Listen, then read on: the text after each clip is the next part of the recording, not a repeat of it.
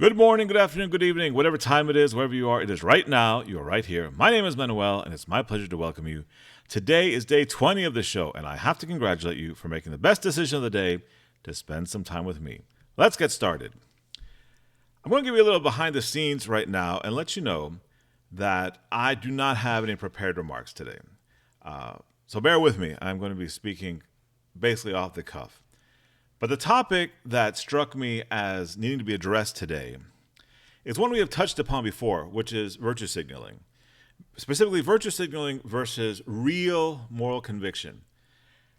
And the specific example that inspired this is earlier today I was on social media and I saw a post that was an advertisement for a t shirt. This was a serious post, and these were serious people. And the t shirt was one that said Christians against concentration camps. And the context, of course, had to do with ICE detention facilities here in the United States. This immediately struck me as absurd. The first thing that occurred to me is that ICE detention facilities aren't new at all. They have been around for decades. They exist to detain illegal immigrants pending deportation or hearings. And this is not like a sudden new phenomenon that is ushering in this new era of fascism. Not at all. Now, gratifying to me was that the overwhelming majority of the reactions to this advertisement was mockery, just pure mockery. And as a result, those who were sincere about their belief that there are concentration camps in the United States question, why is anybody mocking this? Why is anybody laughing at this? And the reason is obvious. It's because it's absurdist hyperbole.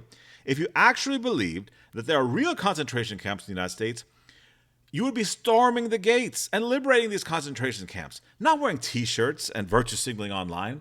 And let me tell you something about this virtue signaling. So much is happening right now that I feel like before I can get on any social media, I should wear sunglasses because it is blinding. The virtue signaling is simply blinding.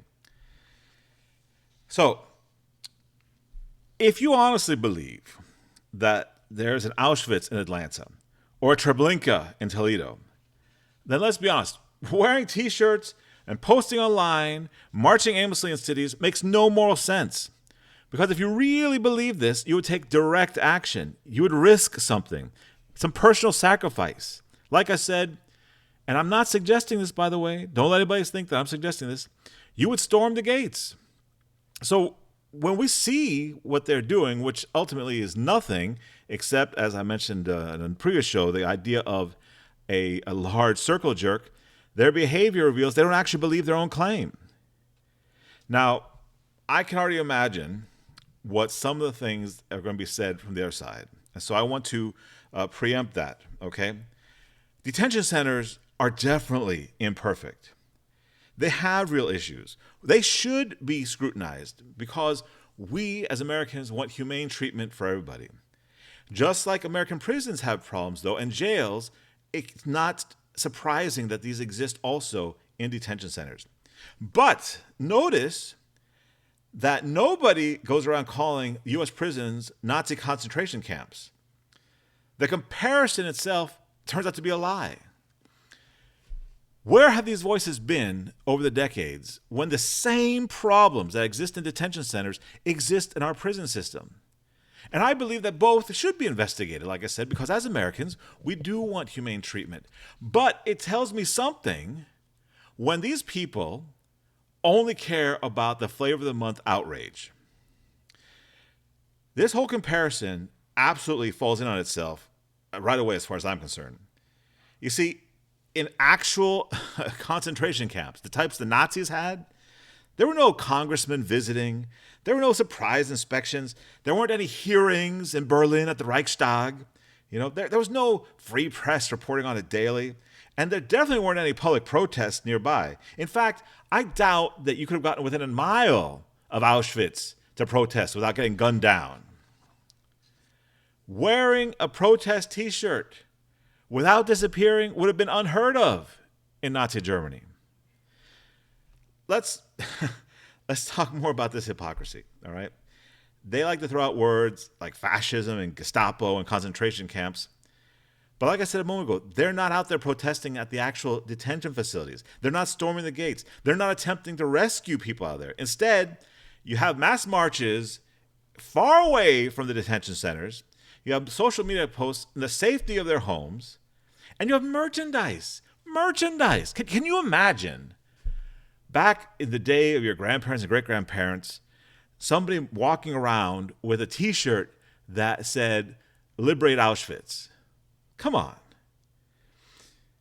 Speaking of T-shirts, the T-shirt is an actual confession because a T-shirt isn't activism. It's a wink. It's a way of saying, I want the moral high ground. I want to feel righteous, but I don't actually believe this enough to act on it. That's why it's virtue signaling and not courage.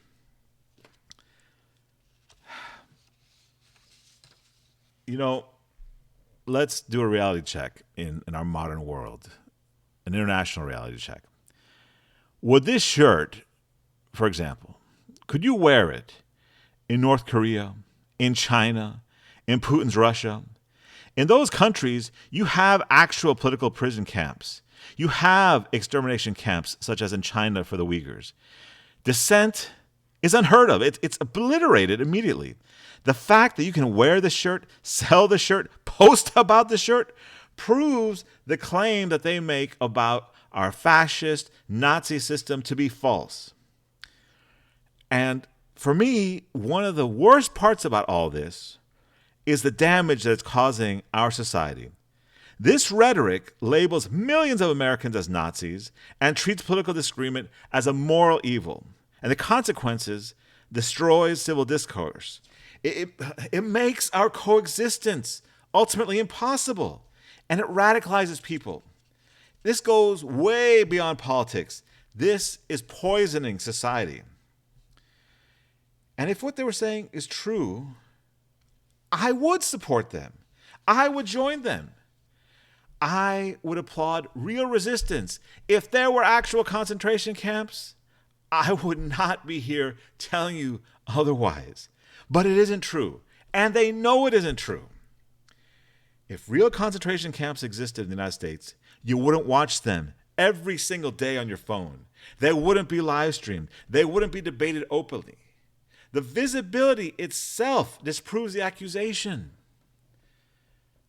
Okay. I think I've run out of gas now about all that. It's not my preference to get so heated. I want to bring light, not heat, as the saying goes. But it's important for those of us who are trying to look at this through a reasonable lens, which is vanishing quickly, to understand what's really going on. And perhaps we can help ground some of our friends who have found themselves lost to this extremism. And so, in that sense, the lesson today has been worth it. It has been worth it for me to get heated. All right. That's enough for today. We'll continue tomorrow. And as always, be useful.